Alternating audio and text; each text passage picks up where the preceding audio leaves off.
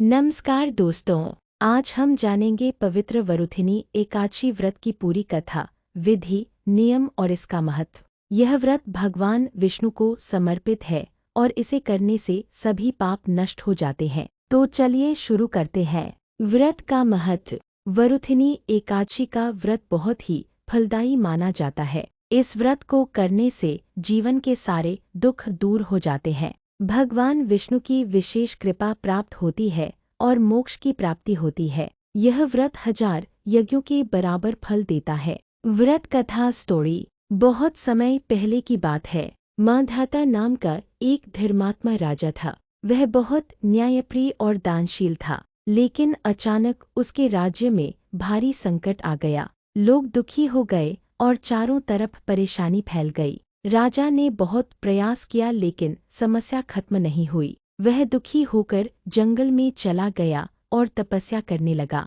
वहां उसे एक महान ऋषि मिले। राजा ने उन्हें अपनी समस्या बताई। ऋषि ने कहा, हे राजन, यह सब पिछले कर्मों का फल है। ऋषि ने आगे बताया, अगर तुम वरुथिनी एकादशी का व्रत श्रद्धा से करोगे तो सभी कष्ट दूर हो जाएंगे। राजा ने पूरी श्रद्धा से व्रत किया और भगवान विष्णु की पूजा की। कुछ समय बाद चमत्कार हो गया। उसके राज्य के सारे दुख समाप्त हो गए। लोग फिर से सुखी हो गए और राज्य में शांति लौट आई। व्रत विधि स्टेप बाय स्टेप। सुबह की विधि। इस दिन सुबह जल्दी उठे, ब्रह्म मुहूर्त में स्नान करे, साफ पीले या सफेद कपड़े पहने, घर के मंदिर को साफ करे। पूजा विधि। भगवान विष्णु की मूर्ति या फोटो स्थापित करे, तुलसी पत्र, फूल और चंदन अर्पित करे, दीपक जलाएं और ओम नमो भगवते वासुदेवाय मंत्र का जाप करे। कम से कम 108 बार जाप करना श्रेष्ठ माना जाता है।